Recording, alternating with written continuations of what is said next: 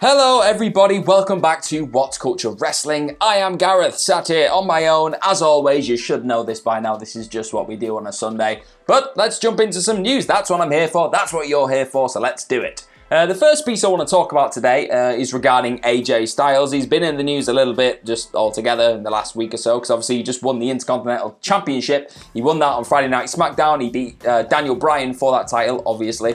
But when he jumped over to the blue brand in the first place, it was a bit of a shock. We were all sat there and he just popped up on the bracket and it was like, oh, he's a Raw guy, why is he here? They explained it away a little bit and then suddenly he was moved over and there wasn't really much more information than that. But now Dave Meltzer of the Wrestling Observer, he's posted in a Wrestling Observer fan forum that apparently AJ was a little bit upset with Paul Heyman. Wasn't seeing eye to eye with him, and this all stemmed back from when Luke Gallows and Carl Anderson were fired, well, they were released from WWE during the recent cutbacks in April. And he felt as though Heyman probably should have put his neck on the line a little bit more and backed his guys, but there's not a lot you could do with Vince McMahon. I mean, if he wants to let people go, if you argue with that, chances are he won't see eye to eye with you, and then you'll be out the door as well. Obviously, he's now not even a part of Raw in the creative sense, Paul Heyman. So if AJ was still on Raw, he wouldn't really have that problem.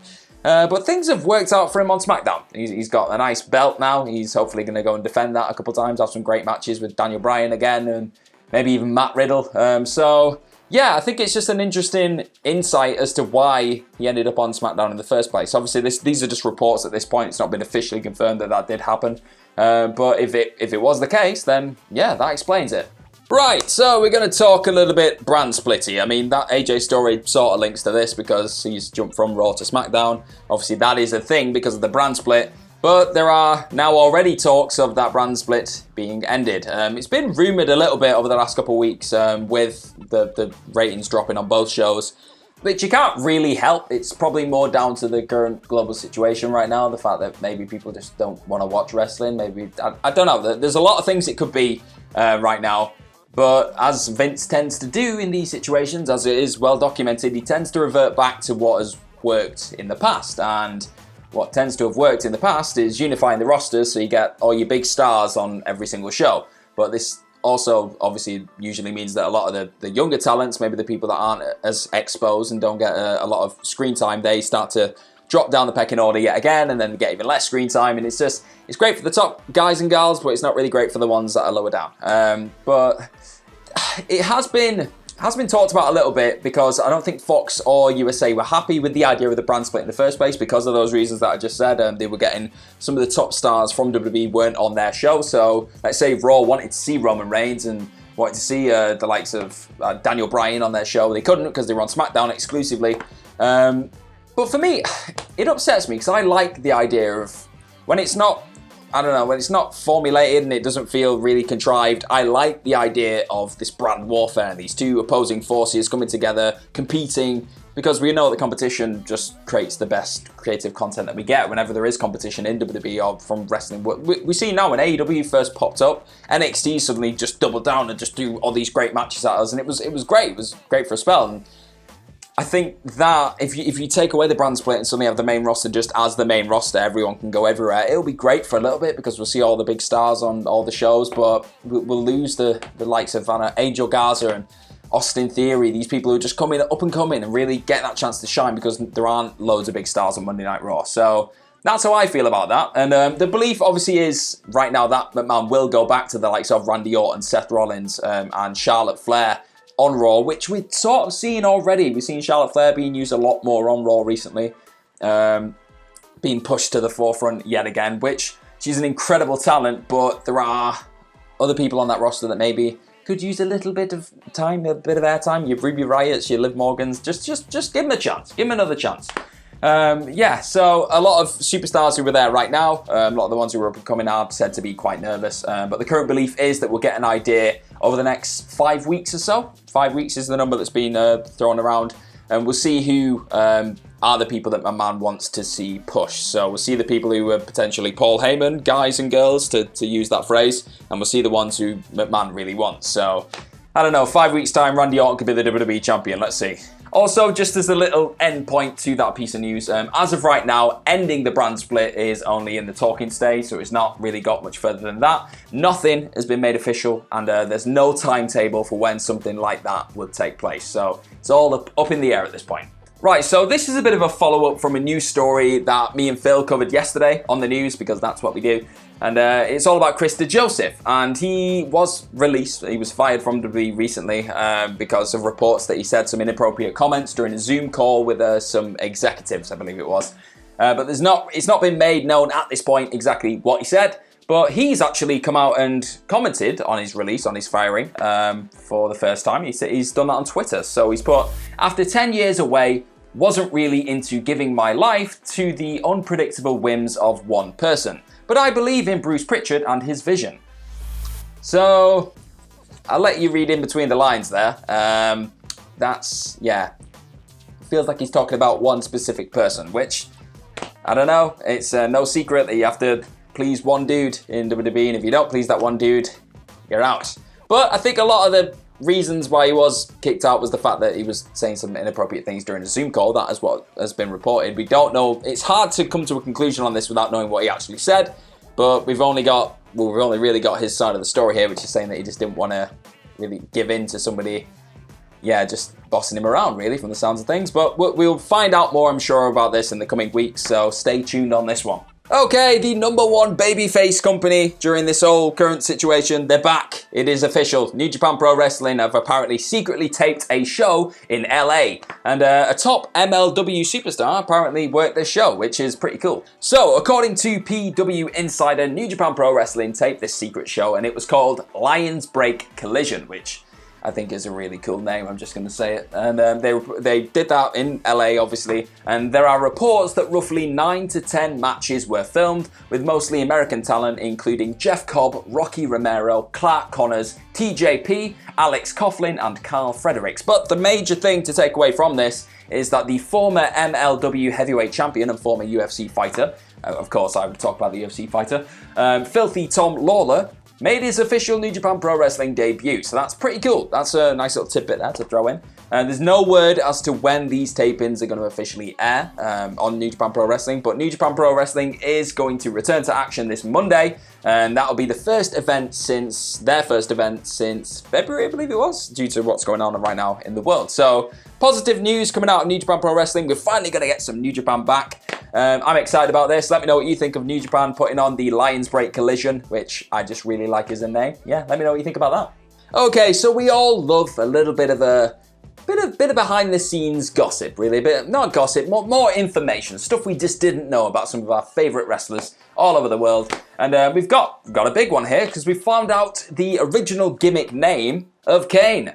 That felt like it rhymed more than it did, but I'm just going to move on. He was speaking to Sports Illustrated. Obviously, Glenn Jacob was speaking to Sports Illustrated, and he said the original name of the character was Inferno. I didn't like that very much. I thought it sounded cartoonish.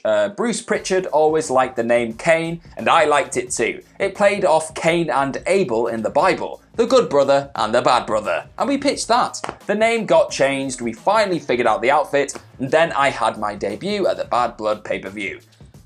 Yeah, okay, I agree with him. It sounds a little bit cartoonish, Inferno.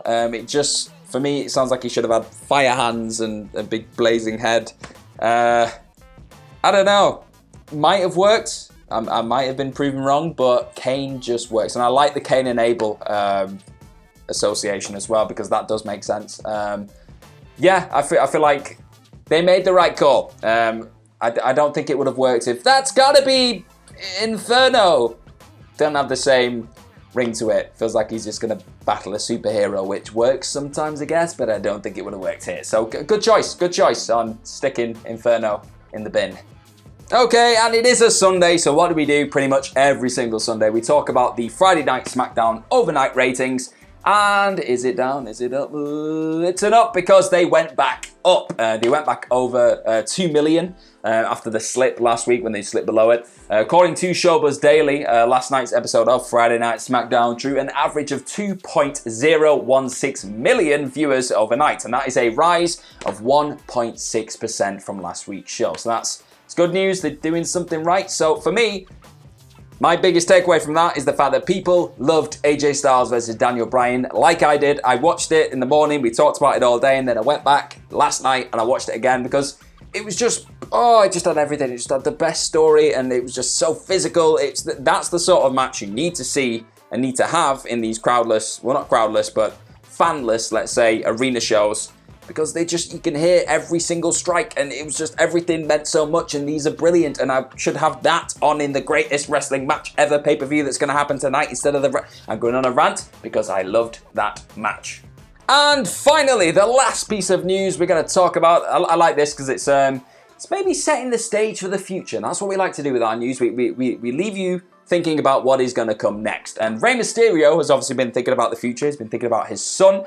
And he's been thinking about his son's ideal first opponent, if he was, let's say, to start wrestling in WWE.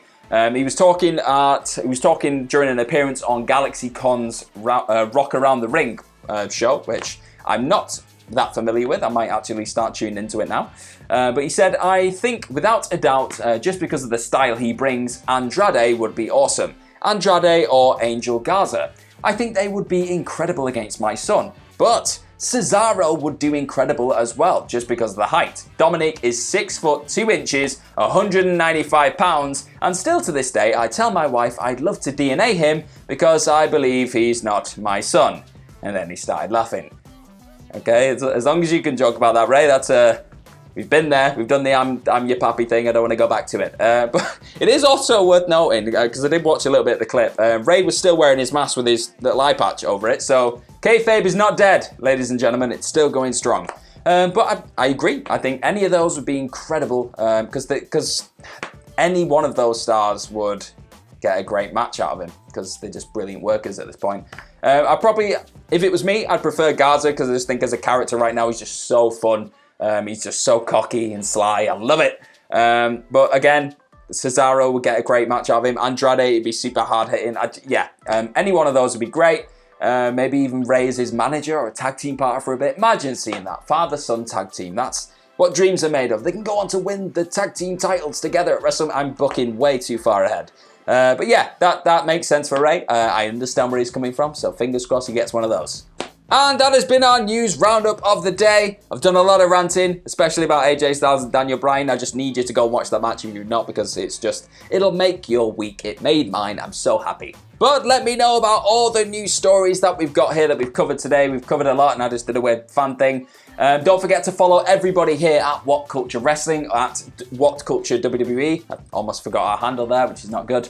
Follow myself at gmorgan04. And yeah, don't forget to like, share, click on the subscribe button, and just have the most amazing day that you can. And if you want to make it that little bit more amazing, obviously watch AJ Styles versus Daniel Bryan, but go and check out Adam Wilborn's interview with Chris Jericho, which is on our channel right now. I watched it last night. It's great fun. Talks about his new band Quarantine, and he talks about, what else? He talks about AEW, he talks about who he'd like to see in AEW from WWE right now, big main event talent. It's a must-see interview. You need to go and watch it, just like I did. And yeah, just have the best day ever. See you later.